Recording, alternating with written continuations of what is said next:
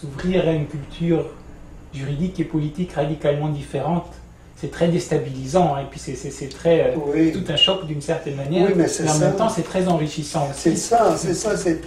Et puis, ça nous dérange. Ça nous dérange, mais ça vaut la peine de se laisser déranger. Et puis là, tu t'aperçois à un moment donné, tu découvres. C'est merveilleux, c'est pareil comme découvrir une autre terre. Mais tu vas dans un autre monde, tu vas dans les Himalayas, tu rencontres des montagnes, des beautés, des splendeurs, etc. C'est la même chose dans les langues, dans les peuples. C'est des splendeurs. Puis tous les peuples ont leur splendeur. Tous. Puis c'est tellement différent de nous. Tu as la montagne, mais aussi tu as le désert. Il y a la beauté du désert, mais c'est pas la beauté d'une montagne, c'est pas pareil. Tu as la beauté de l'océan, avec les vagues de l'océan. Ben oui. Et ensuite, tu as une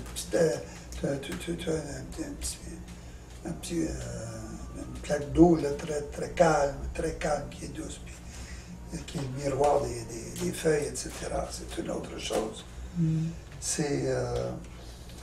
Puis c'est tellement riche, c'est que la richesse est là.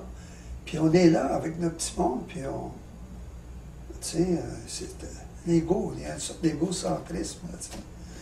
Pour ça, je dis, moi, il y a une différence, j'aime à faire entre le mot individu et personne.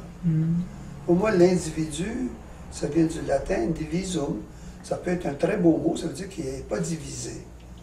Dans un sens, ça voudrait dire tout. Mais l'individu est compris souvent comme ceci, pas cela.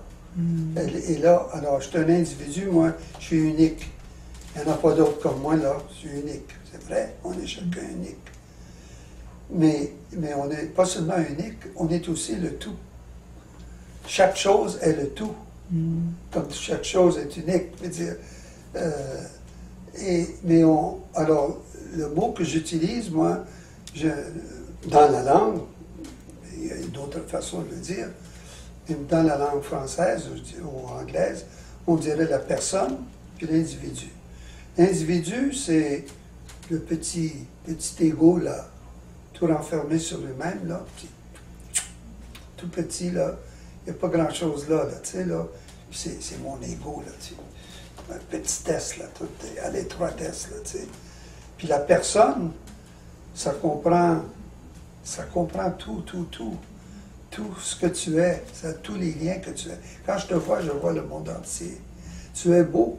Tu es le monde entier. Tu es une splendeur de l'univers. Et que tu peux te regarder dans le miroir et te voir que tu es la splendeur de l'univers. Hein? Au lieu de voir juste ta petite face qui est là, qui a l'air de rien. Mais regarde-toi dans le miroir. Tu es une splendeur de l'univers. Et tu peux marcher debout, être fier de ton visage, de qui tu es. Je m'en sacre, comme on dit ici au Québécois, je m'en sacre bien comment tu es peut-être. Tu as peut-être un œil comme ça, tu as peut-être une oreille comme ça, puis c'est peut-être pas ton goût, mais c'est ta beauté à toi. Puis il n'y en a pas deux pareils. Et puis c'est une splendeur, c'est l'univers entier qui se reflète en toi. Sois-en fier. Et sois pas un petit égo, mais sois une personne épanouie et qui n'a pas honte d'être qui il est, et puis en même temps qui ne sait pas, en fin de compte, toute la richesse de ce qu'il est. Et puis alors tu peux aller avec humilité, mais aussi avec fierté, et puis tu marches avec fierté, puis en même temps avec beaucoup d'humilité, de modestie, parce que tu n'es qu'une petite ch'nouk dans cette immense harmonie cosmique. Et puis, alors, être humble. Et des vieux sages vont te reconnaître. Et là, tu es encore plus beau quand tu es humble.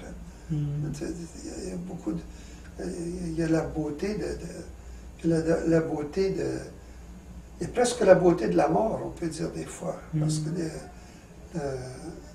quand tu disparais aussi, tu sais, on est là pour un temps, on n'est pas là pour toujours. On est des temps éternels, on est dans le temps, c'est un temps qui est éternel aussi. et le tempéternité, mais c'est tout ça, là, puis quand tu viens pour parler, à un moment donné, tu dis, ça se dit pas. Ferme donc ta gueule, vachon. Hein. Il est mieux de ne pas parler. Hein. Mais en même temps, tu as des poètes qui peuvent te dire des choses merveilleuses et qui laissent la personne s'épanouir.